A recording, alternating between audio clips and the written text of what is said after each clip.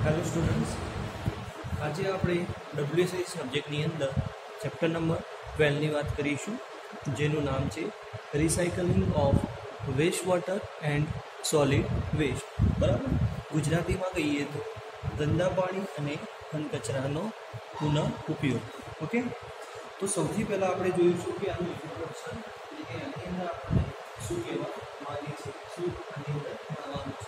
તો ઇન્ટ્રોડક્શનની અંદર એમ કહેવામાં આવ્યું છે કે જે આપણે ઘન કચરો હોય છે, એટલે કે પાણીનું પ્રદૂષણ થાય છે, હવાનું પ્રદૂષણ થાય છે, એ રીતે ઘન કચરો છે એ પણ આપણું શું કરે છે, સોલિડ વેસ્ટ એ પણ આપણું પ્રદૂષણ થતું હોય છે।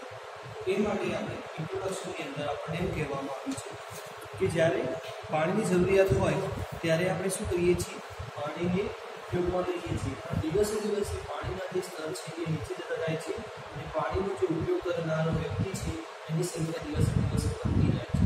તો એ માટે શું થશે કે તમારું જે પણ ગ્રાઉન્ડ વોટર ટેબલ હશે એ ધીમે ધીમે, માની લઈએ કે આપણું ગ્રાઉન્ડ વોટર ટેબલ નહીં હતું તો પાણીના વપરાશથી અથવા તો યુઝરના વધારે વપરાશથી શું થયું કે ગ્રાઉન્ડ વોટર ટેબલ આપણું नीचे એટલે કે પાણીનું સ્તર જે હતું એ હવે નીચે ઉતરી રહ્યું છે। બરાબર, એ પ્રમાણે આગળ જોઈએ તો જે સોલિડ વેસ્ટની વાત કરી તમને, એ ઘણી વખત આપણને મેં તમને કીધું એ પ્રમાણે હવાની અંદર અને પાણીની અંદર પ્રદૂષણ કરતું હોય છે। તો હવાની અંદર અને પાણીની અંદર પ્રદૂષણ કરતું હોવાથી તમારું જે પણ પ્લેસ હશે, એટલે કે ખેતીલાયક જમીન હોય તો એ પણ તમારી બગડશે। એ જગ્યાએ પાક નહીં વાવી શકો અથવા તો તમારી જે નોર્મલ ગ્રાઉન્ડ હશે એને પણ ડેમેજ કરતી હોય છે। અને સોલિડ વેસ્ટ છે એને ટ્રીટમેન્ટ આપી અને એનો નાશ કરવો પડે છે, અધરવાઇઝ એનો કોઈ પણ જાતે નાશ થતો નથી।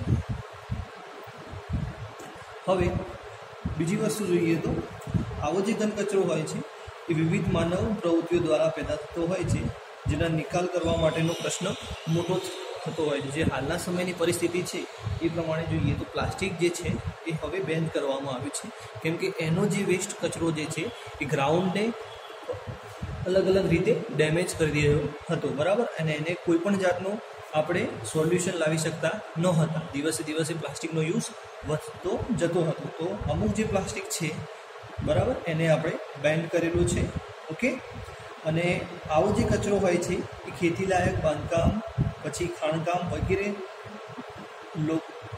અથવા તો વગેરે લોકો દ્વારા ફેંકી દેવાયેલી ચીજવસ્તુઓ દ્વારા પેદા થતો હોય છે।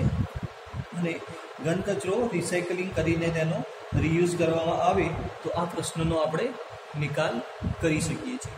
બરાબર, પણ દરેક જે પ્લાસ્ટિકની વાત કરી મેં તમને, એ દરેક પ્લાસ્ટિક રીયુઝ થાય એવું પોસિબલ નહોતું, કેમ કે વન ટાઈમ યુઝ જ પ્લાસ્ટિક આપણી પાસે આવતું હતું, તો એ બધાને આપણે શું ફરીથી ઉપયોગ નહોતા કરી શકતા, એટલે આપણે પ્લાસ્ટિકનો હાલ બેન છે। બરાબર, હવે આગળ જોઈએ તો recycling and reuse of waste water. બરાબર, વેસ્ટ વોટર આપણો સબ્જેક્ટ છે। બરાબર, તો એની અંદર આપણે જોઈએ તો સામાન્ય રીતે ગંદા પાણીના નિકાલનો સંપૂર્ણપણે પુનઃ ઉપયોગ શક્ય નથી, એટલે કે કોઈ પણ પાણી જે હોય આપણું એને ટોટલી 100% આપણે ફરીથી ઉપયોગમાં લઈ શકીએ એવું પોસિબલ નથી, પણ ગંદા પાણીને ટ્રીટમેન્ટ કરી અને આપણે અમુક બાબતો જે છે ત્યાં આપણે એનો ઉપયોગ કરી શકીએ છીએ।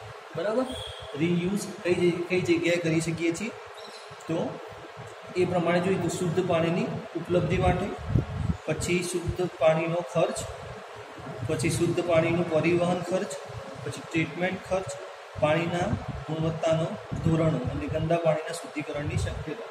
બરાબર, આવી ઘણી બધી બાબતો આના ઉપર આપણે આધાર રાખેલી હોય છે recycling and reuse of waste water. બરાબર, કે દરેક વખતે પાણીને આપણે શુદ્ધ કરીશું તો એના પાછળ ઘણા બધા પરિબળો હોય છે। બરાબર, અને એના પાછળ ઘણો બધો ટાઈમ અને આપણે કોસ્ટ પણ રિક્વાયરમેન્ટ હોય છે।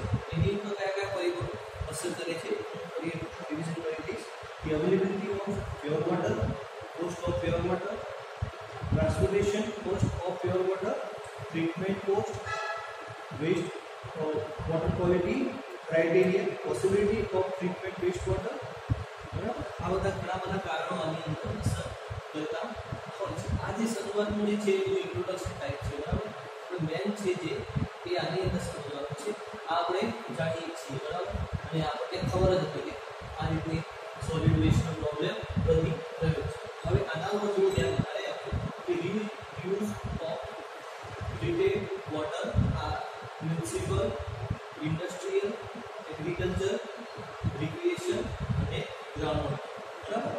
अलग अलग આપણે એની અંદર વેચી દીધા છે પાણીને અલગ અલગ યુઝ પ્રમાણે. તો ટ્રીટમેન્ટ કરેલા પાણીના પુનઃ ઉપયોગ માટે એટલે કે જે આની અંદર આપણે પાણી ટ્રીટમેન્ટ કરીશું અથવા તો રીયુઝ કરી શકાય એવું પાણી બનાવીશું તો કઈ કઈ જગ્યાએ આપણે ઉપયોગમાં લઈ શકીએ છીએ. તો મ્યુનિસિપલ યુઝની અંદર જોઈએ તો ગંદા પાણીને નદીમાં આપણે વહી જતા હોઈએ છીએ. કુદરતી પાણીમાં ગંદા પાણીને સેલ્ફ પ્યોરિફિકેશન કરવાની ક્ષમતા આપેલી હોવાથી થોડા સમય પછી ઓટોમેટિક પાણીના જે પણ અશુદ્ધિ હશે એ દૂર થઈ જાય છે, બરાબર. અને આવા પાણીની અંદર કોએગ્યુલેશન, ફિલ્ટરેશન અને ક્લોરિનેશન જેવી ટ્રીટમેન્ટ કર્યા બાદ જ પીવાલાયક પાણીમાં ઉપયોગ લઈ શકાય છે. તો આ વાત થઈ આપણે મ્યુનિસિપલ યુઝની અંદર. ઇન્ડસ્ટ્રીયલની અંદર મેક્સિમમ પાણીનો ઉપયોગ કુલિંગ ટાવરની અંદર થતો હોય છે, બરાબર. પહેલા નંબરે મ્યુનિસિપલ, સેકન્ડ નંબરે ઇન્ડસ્ટ્રીયલ હશે. ઇન્ડસ્ટ્રીયલની અંદર વાત કરીએ તો મેક્સિમમ પાણીનો ઉપયોગ આપણે મ્યુનિસિપલ ટાવરની અંદર કુલિંગ ટાવરની અંદર આપણે કરતા હોઈએ છીએ. અને એ બોઇલરમાં પણ પાણી જતું હોય છે અને અલગ અલગ પ્રોસેસરમાં પાણી ઉપયોગ થતું હોય છે. તો એ પાણીને પણ આપણે રીયુઝ તરીકે લઈ શકીએ છીએ, બરાબર. ઇન્ડસ્ટ્રીયલ થઈ ગયું એટલે કે ઔદ્યોગિક ખેતી. પછી આવશે એગ્રીકલ્ચર. તો એગ્રીકલ્ચરની અંદર વાત કરીએ, એગ્રીકલ્ચર યુઝની અંદર જે આપણે પાણી ટ્રીટમેન્ટ કરેલું છે એને આપણે ખેતી માટે ઉપયોગ કરી શકીએ, પરંતુ કઈ રીતે? તો જે રીતે એ ઘાસ કોઈ જગ્યાએ ઘાસ ઉગાડવાનું હોય અથવા તો જંગલ વિસ્તાર પર, બરાબર, અથવા તો જે ગ્રાઉન્ડની અંદર એસિડનું પ્રમાણ હોય, અલગ અલગ કેમિકલ, તો એના સુધાર માટે આપણે એગ્રીકલ્ચર તરીકે યુઝ કરી શકીએ. અદરવાઇઝ આપણે જે ખોરાક એટલે કે પાક જે હોય છે એના માટે અને શાકભાજી માટે કરવું હોય તો એને વ્યવસ્થિત ટ્રીટમેન્ટ કરીને પછી એને ઉપયોગમાં લેવામાં આવે છે. અદરવાઇઝ એ જે પણ પાણીની અંદર અશુદ્ધિ છે, બરાબર, એ આપણા હેલ્થ માટે નુકસાનકારક હોય છે. પછી આવશે રિક્રિએશનલ યુઝ.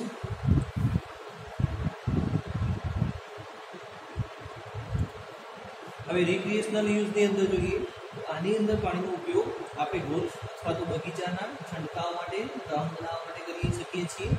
પછી બોટિંગ માટે કરી શકીએ છીએ અથવા તો મત્સ્ય ઉછેર, બરાબર, એના માટે તળાવની બનાવટ માટે પણ કરી શકીએ છીએ. હવે છેલ્લું જોઈએ ground water recharge. Ground water રિચાર્જની અંદર આપણને સૌપ્રથમ તો એ વસ્તુ મળશે કે ગ્રાઉન્ડને રિચાર્જ કરવા માટે, બરાબર. પછી પાણીની અંદર રહેલું જે ખારાશનું પ્રમાણ છે એને ઘટાડવા માટે. પછી માટીની કુદરતી કુટાઈ કરતી વખતે, બરાબર, પાણી ઉમેરવામાં આવે છે. અને ભૂગર્ભ જળ રિચાર્જ કરવાના જે કૂવા બનાવવામાં આવે છે એ માટે આપણે આને ઉપયોગમાં લઈ શકીએ છીએ, બરાબર. તો સૌપ્રથમ આપણે શું જોયું? ઇન્ટ્રોડક્શનના પછી જોયું recycling and reuse waste water, બરાબર. એની અંદર અલગ અલગ કારણો આપણે જોયા કે એના ઉપર આધાર રાખીએ છીએ આ પ્રોસેસ. હવે આ પ્રોસેસ કઈ કઈ જગ્યાએથી કરવામાં આવે છે અથવા તો એના સોર્સ ક્યાં છે? તો municipal use, industrial use, agriculture use, recreational use and ground water recharge, બરાબર. હવે આપણે જોઈશું utilization and management of solid waste, બરાબર.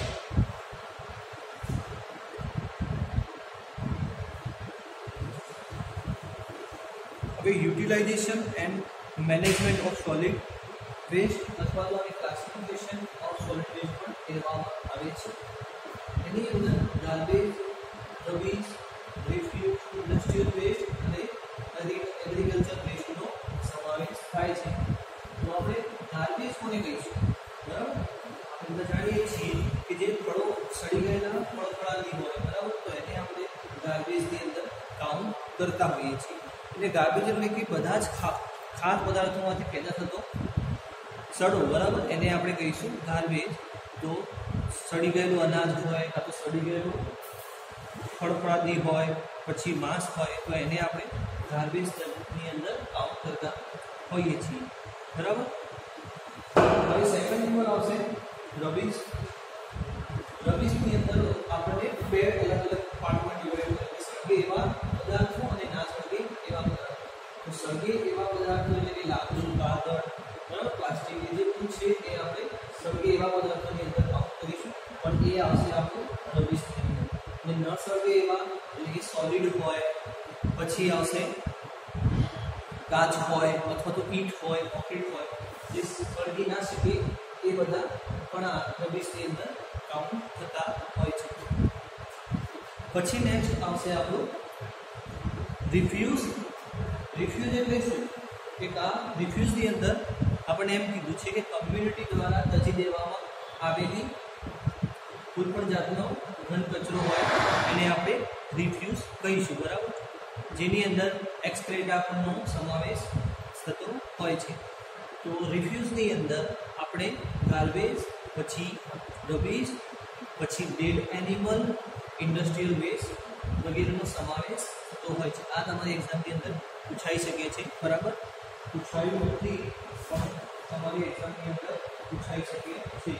અને 2017 મેની અંદર પણ પૂછાયેલું છે કે utilization and management of solid waste. Clear? પછી આવશે ઇન્ડસ્ટ્રીયલ વેસ્ટ. ઇન્ડસ્ટ્રીયલ વેસ્ટ તો આપણને ખબર જ છે, જેની અંદર ફ્લાયસ, પછી મેટલ, કેમિકલ, પેઇન્ટ, બરાબર, એ બધી ઘણી બધી બાબતો આની અંદર સમાવેશ થતો હોય છે. પછી આવશે એગ્રીકલ્ચર વેસ્ટ. એગ્રીકલ્ચર વેસ્ટની અંદર આવશે પશુઓનું સાણ અને પાકના છોડ વગેરે, બરાબર, પશુઓનું સાણ અને પાકના છોડ વગેરે.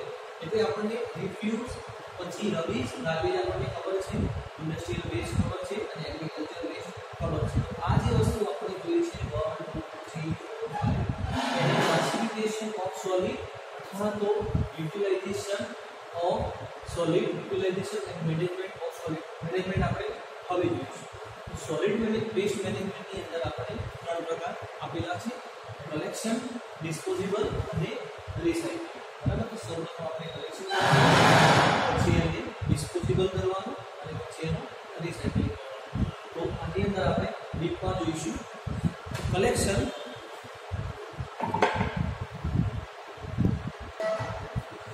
હવે આપણે સોલિડ વેસ્ટ મેનેજમેન્ટની અંદર તમે પહેલા પણ કીધું કલેક્શન, પછી ડિસ્પોઝેબલ અને રિસાયકલિંગ, બરાબર. તો એની અંદર કલેક્શનમાં જોઈશું. તો કલેક્શનની અંદર આપણે પ્રાઇમરી કલેક્શન અને સેકન્ડરી કલેક્શન, 2 કલેક્શન આપણે આપેલા છે. તો પ્રાઇમરી કલેક્શનની અંદર આપણે અલગ અલગ પાર્ટ્સમાં કામ વહેંચેલું છે. જે રીતે છે કે કમ્યુનિકલ સ્ટોર બિન, એટલે કે આપણા ઘરની અંદર જે ડસ્ટબિન હોય છે અથવા તો શેરીની અંદર અમુક ડિસ્ટન્સે આપણે ડસ્ટબિન મૂકેલા હોય છે, ત્યાં આપણે આપણો ઘરનો કચરો ત્યાં જઈને ઠાલવવાનો હોય છે, બરાબર. તો સૌપ્રથમ જોઈએ કમ્યુનિકલ સ્ટોર બિન અથવા તો સ્ટોરેજ બિન. તો આ જે મેથડ છે એની અંદર 1 મીટર અથવા તો 2 મીટર ક્યુબની ક્ષમતાવાળું આપણે કેપેસિટીવાળું બિન હોય છે. એની અંદર આપણે ઘરનો કચરો ઠાલવતા હોઈએ છીએ અને જેની ડિસ્ટન્સ રેન્જ હોય છે 50 મીટરથી 100 મીટરના અંતરે આ બિન મૂકવામાં આવે છે, જે તે મ્યુનિસિપલ કોર્પોરેશન દ્વારા, બરાબર. સેકન્ડ આવશે બ્લોક કલેક્શન, એટલે કે આપણે રોજબરોજની જિંદગીમાં આપણે જોઈ જ રહ્યા છીએ કે એક પર્ટિક્યુલર વાહન હોય એની અંદર કચરો આપણે લઈ જવાનો હોય છે. હવે શું છે કે ડ્રાય અને વેટ 2 અલગ અલગ કચરાનું લઈ જવામાં આવે છે, જેની અંદરથી જે ડિસ્પોઝેબલ કરવો હોય એ ડિસ્પોઝેબલ અને ડ્રાય અને વેટ અલગ અલગ લઈ જવાનું કારણ શું છે કે એને ડિસ્પોઝેબલ મટીરિયલ જે હશે એને ડિસ્પોઝેબલ ઇઝીલી કરી શકાય, બંનેમાંથી છૂટું પડવાની જરૂર નથી. તો એની માટે આપણે એક વાહન આવે છે અને વાહનની અંદર આપણે આપણો કચરો નાખી દેવાનો. વાહન આપણું પર્ટિક્યુલર 1 વીકની અંદર દર 1 વીકની અંદર આવતું હોય અને આપણે જે બિનની અંદર સ્ટોર થયો હોય કચરો એ આપણે આની અંદર નાખી દેવાનો હોય. પછી આવશે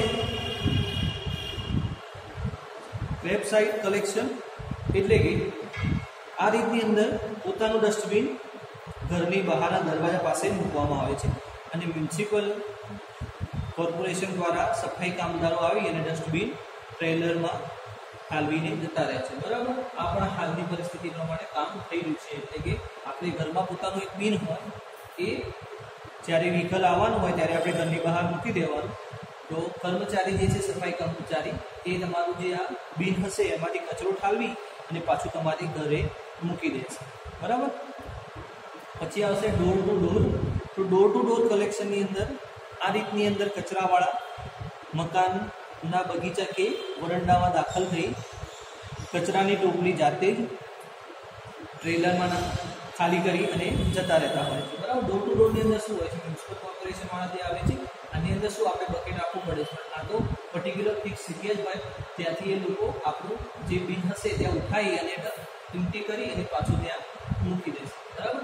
તો પ્રાઇમરી કલેક્શનની અંદર આપણે કમ્યુનિકલ, બ્લોક કલેક્શન, ક્રેપ સાઇડ અને ડોર ટુ ડોર, બરાબર, આ રીતના અલગ અલગ કલેક્શન વહેંચેલા છે, બરાબર. આની અંદર એક વસ્તુ એડ નથી કે ડ્રાય અને વેટ, બરાબર. એ પણ વસ્તુ સારી એવી છે કે ડ્રાય તમારો જે કચરો હશે એ અલગ જશે અને વેટ જે કચરો હશે એને પણ અલગ પાડવામાં આવશે, જેથી આપણે જ્યારે એને રીયુઝ કરવું હોય તો આપણને સરળતા રહેશે. હવે સેકન્ડરી કલેક્શન જોઈશું. આ હતું આપણું પ્રાઇમરી કલેક્શન.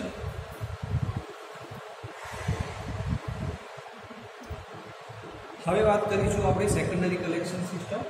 આના પહેલાં જોઈએ ફર્સ્ટ, એટલે કે પ્રાઇમરી હતી.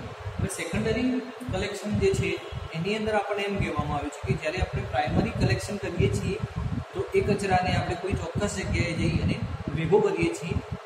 આ સ્થળેથી કચરો મોટાભાગે વાહન દ્વારા આપણે ફાઇનલ જે જગ્યાએ ડિસ્પોઝેબલ કરવાનો હોય ત્યાં આપણે લઈ જઈએ છીએ, બરાબર, જેને સેકન્ડરી કલેક્શન કહે છે. તો એની અંદર આવશે ડમ્પર, પ્લેસર, બરાબર, પ્લેટ બોડી, ટ્રક, આ રીતે અલગ અલગ ઇક્વિપમેન્ટની રિક્વાયરમેન્ટ હોય છે, બરાબર. સેકન્ડરીની અંદર આપણને એટલું જ કીધેલું છે કે જે જગ્યાએ આપણે સ્ટોર કર્યો હોય આપણા કચરાનો ત્યાંથી આપણે વાહન દ્વારા અંતિમ જગ્યાએ, એટલે કે જ્યાં જગ્યાએ ડિસ્પોઝેબલ કરવાનો હોય અથવા તો એમ્પ્ટી કરવાનો હોય કચરાને એ જગ્યાએ લઈ જઈએ છીએ, તો એને આપણે સેકન્ડરી કલેક્શન તરીકે ઓળખતા હોઈએ છીએ. હવે આ થયું કલેક્શનની વાત. હવે આવશે ડિસ્પોઝલ અથવા તો ડિસ્પોઝલ ઓફ વેસ્ટ, બરાબર. તો હવે એ જોઈશું ડિસ્પોઝલ.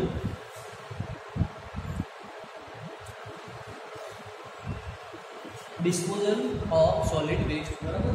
તો એની અંદર ઓપન ડમ્પિંગ, પછી સેનિટરી લેન્ડિંગ, કમ્પોઝિટિંગ, પછી ઇન્ટિગ્રેશન અને ડિસ્પોઝલ ઇનટુ સી, બરાબર.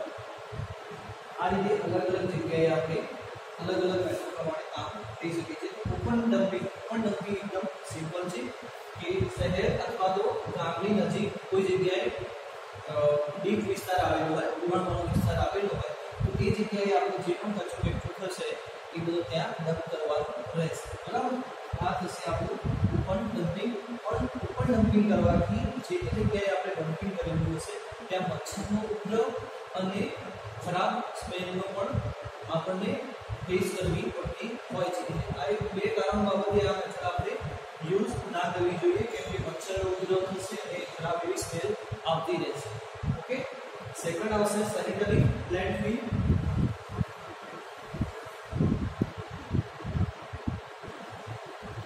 તો સેકન્ડ છે સેનિટરી લેન્ડફિલ. આ મેથડની અંદર શું કરવામાં આવે છે કે ખાલી કરવામાં આવે છે, ખાડો કરવામાં આવે છે. ખાડો કર્યા પછી એની અંદર આપણે 1.5 મીટરના લેયરની અંદર આપણે આવો જે કચરો છે એને નાખવામાં આવે છે. પછી એના ઉપર રોલિંગ કરવામાં આવે છે, બરાબર. 1.5 મીટર નાખ્યા પછી એની ઉપર 20 સેન્ટીમીટર નું એક માટીનું સ્તર પાથરવામાં આવે છે. એના ઉપર ફરીથી પાછું 1.5 મીટર નો આપણે એક લેયર બનાવીશું જે આપણો કચરો હશે એના પછી પાછું ફરીથી 20 સેન્ટીમીટર આપણે માટીનું લેયર બનાવીશું, બરાબર. એટલે આ રીતે લેયરમાં આપણે એને વહેંચી દઈશું અને લાસ્ટમાં એની ઉપર માટી નાખી અને પછી સારી એવા પ્રમાણમાં ફરીથી રોલિંગ કરી અને એનું કોમ્પેક્શન કરી નાખશું, બરાબર. આ મેથડની અંદર આપણે આ રીતે કામ કરવાનું હોય છે કે લેયરની અંદર આપણે કચરો પાથરી અને એની ઉપર પાછી ફરીથી માટીનું એક લેયર આવશે, પાછું આપણું જે વેસ્ટ છે પાછું માટીનો લેયર આવશે. એ રીતે આપણે લેયરમાં કામ કરી અને લાસ્ટમાં ઉપર આપણે માટી નાખી અને પછી એનું કોમ્પેક્શન કરી દઈશું, બરાબર. પછી આવશે કમ્પોઝિંગ અથવા તો કમ્પોસ્ટ.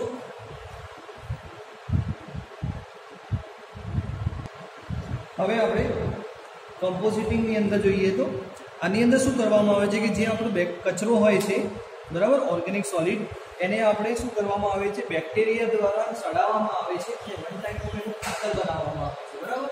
એટલે વેસ્ટમાંથી બેસ્ટ એને કહી શકાય, બરાબર. એના માટે બે મેથડ છે, ઇન્ડોર એન્ડ બેંગ્લોર પ્રોસેસ, બરાબર.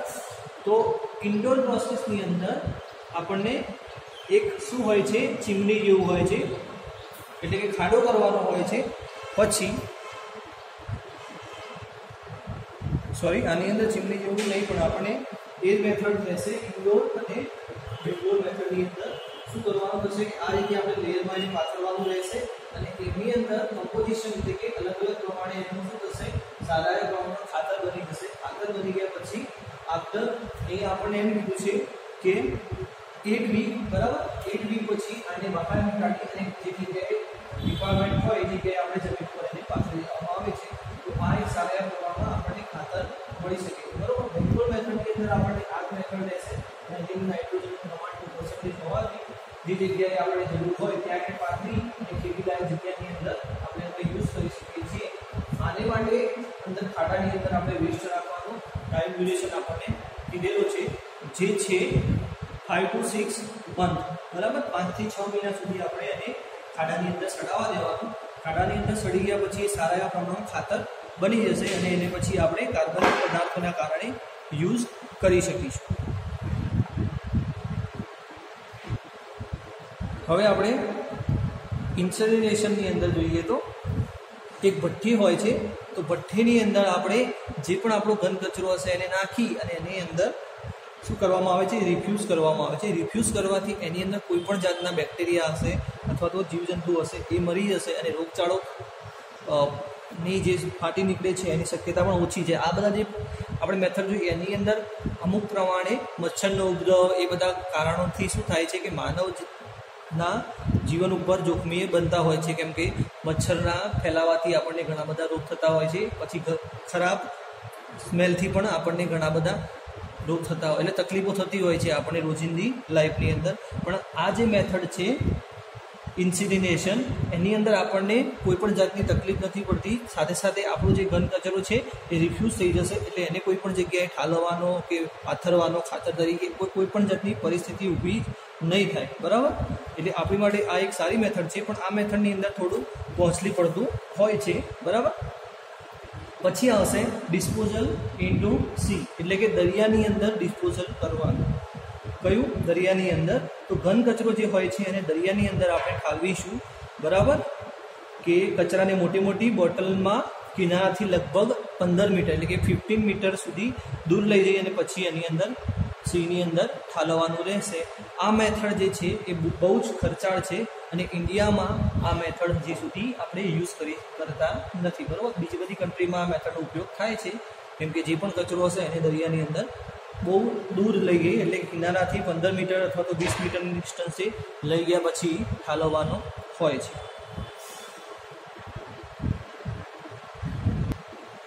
હવે આપણે વાત કરીશું રિસાયકલિંગ ઓફ સોલિડ વેસ્ટ, બરાબર. નંબર 1 આપણે શું જોયું હતું? કલેક્શન. પછી હતું ડિસ્પોઝલ અને થર્ડ નંબર છે રિસાયકલ. શાના અંદર? સોલિડ વેસ્ટ મેનેજમેન્ટની અંદર આપણે જોયું. તો આ લાસ્ટ ટોપિક છે એ જોઈ લઈએ. તો આની અંદર આપણને શું કહેવામાં આવે છે કે ઘણા બધા ઉદ્યોગ દ્વારા ઉત્પન્ન થતા ઘન કચરાને સીધો જ ઉપયોગ થઈ શકે છે. કેટલાક અગત્યના ઘન કચરા જેવા કે ટ્રીટમેન્ટ કર્યા બાદ આપણે ઉપયોગમાં લઈ શકીએ છીએ, જેમ કે પાયસ, પછી જે સુગર કેન બેઝીસ, પછી પેપર, ગ્લાસ, મેટલ્સ, પ્લાસ્ટિક, બરાબર. તો આની અંદર સૌપ્રથમ જોઈશું આપણે પાયસ. તો પાયસ જે છે એ થર્મલ પ્લાન્ટની અંદર ખનિજ કોલસાને સળગાવવાથી મળતી હોય છે, એને આપણે કહીશું પાયસ, બરાબર. જે વજનમાં હલકી હોય છે અને તે ચીમટી સાથે વાયુ તરફ એટલે કે વાયુની અંદર પડી જાય એવી હોય છે, બરાબર. તો આપણે શું કરીશું? વેસ્ટમાંથી બેસ્ટ એટલે કે આ જે પાયસ છે એની અંદર આપણે બ્રિક બનાવવા માટે પણ ઉપયોગ કરી શકીએ છીએ, જેથી માટીનું જે ઉપરનું લેયર આપણે ઉપયોગ કરીએ છીએ એ માટીનું ઉપરનું લેયર આપણે ઉપયોગ ના કરવું પડે. પછી કોન્ક્રીટ બનાવવા માટે આપણે અમુક ભાગ પ્લાયસનો ઉપયોગ કરી શકીએ છીએ. રોડ, રેલવેના પાળા બનાવવા માટે પ્લાયસનો ઉપયોગ કરી શકીએ છીએ. કોન્ક્રીટના ક્યુબ બનાવવા માટે પણ આપણે પ્લાયસનો ઉપયોગ કરી શકીએ. સેકન્ડ છે સુગર બેઝીસની અંદર એટલે કે શેરડીના જે કૂચા હોય છે, બરાબર. શેરડીનો જે વેસ્ટ હોય છે, તો ઇન્ડિયાની અંદર દર વર્ષે આપણે શેરડીના 6 × 10⁶ ટન જેટલા શેરડીના કૂચા જે ઉત્પન્ન થાય છે, આ કૂચામાંથી આપણે શું કરીએ છીએ? કાગળ બનાવી શકીએ છીએ, બરાબર. તો કાગળ કાગળ બનાવવા માટે આ વેસ્ટ મટીરિયલ યુઝ થાય છે. પછી પેપર જે છે એને તો વેસ્ટ પેપર ધૂળ, રેતી, કચરા, ડામર, ક્લિપ વગેરે પ્લાસ્ટિક કવર વગેરેનો ઉપયોગ કરી જેને દૂર અંદરથી અમુક પ્રોસેસ કરી અને અંદર બધાના ઘટકો દૂર કરી રિસાયકલિંગ કરી અને એને પેપર બાઉન્ડ, પછી insulation, paper bag, paper cup, બરાબર નવી નવી વસ્તુ એની અંદરથી આપણે બનાવી શકીએ છીએ. પછી આવશે ગ્લાસીસ. તો તૂટેલા કાચ જે હોય છે બરાબર તે સ્વચ્છ હોય છે, તેના પર કોઈ પણ જાતની પ્રક્રિયા થઈ શકે છે. તો એક ગ્લાસનો ઉપયોગ કરી આપણે અલગ અલગ એટલે કે વોટર ગ્લાસ બનાવી શકીએ છીએ જેના મથાળે પાતળું રક્ષણાત્મક પડ હોય છે અને કાચની ઓગળી જતી બચાવે છે. બરાબર, એટલે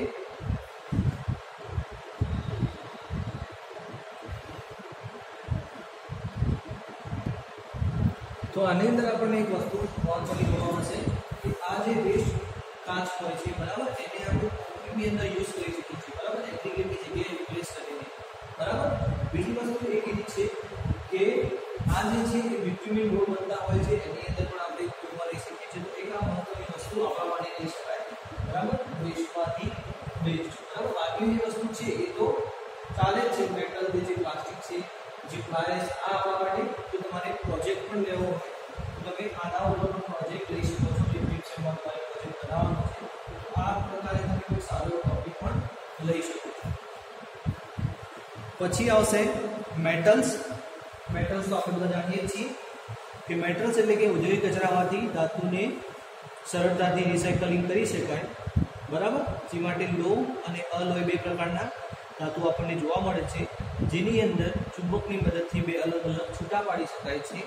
બરાબર, અને એની અંદર તો મેં જણાવ્યા પ્રમાણે મેટલની અંદર એક લો અને એક બીજું અલો હોય છે. બરાબર, તો લો અને અલોને છૂટા પાડવાથી આપણે મેગ્નેટ ઉપયોગ કરીશું. મેગ્નેટથી છૂટા પડ્યા પછી અલોની અંદર અલગ અલગ મટીરિયલ જેવા કે તાંબુ, શીશુ, એલ્યુમિનિયમ હોય છે. તો એ બધા મટીરિયલને આપણે એકઠા કરી અને અલગ પાડીને ઉપયોગમાં પણ લઈ શકીએ છીએ. પછી આવશે પ્લાસ્ટિક. તો પ્લાસ્ટિકને તો આપણને ખબર છે કે વેસ્ટ પ્લાસ્ટિકને મુખ્યત્વે 3 પ્રકાર આપણને જોયેલા હોય છે. પ્લાસ્ટિકને પીગાળીને તેમાંથી પ્લાસ્ટિકના અલગ અલગ આર્ટિકલ પણ બનાવવામાં આવતા હોય છે. 3 પ્રકાર છે: પોલીલાઇન ફિન્સ, પછી પોલીલાઇન્સ અને પીવીસી. બરાબર, તો એનાથી અંદરથી આપણે અલગ અલગ આર્ટિકલ બનાવી શકીએ છીએ. પરંતુ કાચમાંથી મળતા પ્લાસ્ટિકમાં વિવિધ ગ્રેડના પ્લાસ્ટિક આપણને જોવા મળતા હોય છે. તેમાંથી આર્ટિકલ બનાવવું મુશ્કેલ છે. યુએસએમાં યુનિયન કાર્બાઇડ કંપની જે છે એ પ્લાસ્ટિકમાંથી અલગ અલગ એડહેસિવ, પછી ટેયર્સ વગેરે બનાવતી હોય છે. ઓકે, તો આ જે આપણે જોયું એ થયું રિસાયકલિંગ ઓફ સોલિડ વેસ્ટ. હવે હું તમને એમ કહીશ કે આ જે આપણે બધી થિયરી જોઈ છે એની અંદરથી અમુક થિયરી જે છે એ જ આપણી એક્ઝામની અંદર પૂછાય છે, પણ આપણી જાણકારી માટે આપણે બધું જોવું જરૂરી છે. તો એની અંદર હું તમને એક કરાવીશ. તો એક છે તમારી ઇન્ટ્રોડક્શનની અંદર આપણે જોયું recycling and reuse of waste water. બરાબર, એવું પૂછાઈ શકે કે એનલિસ્ટ કરીને કોઈ પણ એક સમજાવો. પછી આપણે ટ્રીટમેન્ટ માટે કઈ કઈ જગ્યાએ યુઝ કરી શકીએ છીએ આપણે વેસ્ટ વોટરને. મ્યુનિસિપલ જોયું, ઇન્ડસ્ટ્રીયલ જોયું, એગ્રીકલ્ચર જોયું. બરાબર, પછી સીધું આવશે આપણું ડિસ્પોઝલ ઓફ સોલિડ વેસ્ટ. બરાબર, બીજું કંઈ જોવાનું નથી કેમ કે એ જ એક્ઝામની અંદર વારંવાર પૂછાયેલું છે. અને લાસ્ટમાં જે જોયું આપણે રિસાયકલિંગ ઓફ સોલિડ વેસ્ટ, એ એક વખત આપણે નજર મારી લેજો. તો આપણું જે લેક્ચર હતું આજનું એની અંદર આપણે અહીં સુધી ભણવાનું હતું. બરાબર, આપણું ચેપ્ટર નંબર જે 12 છે આજે ખતમ થાય છે. Thank you.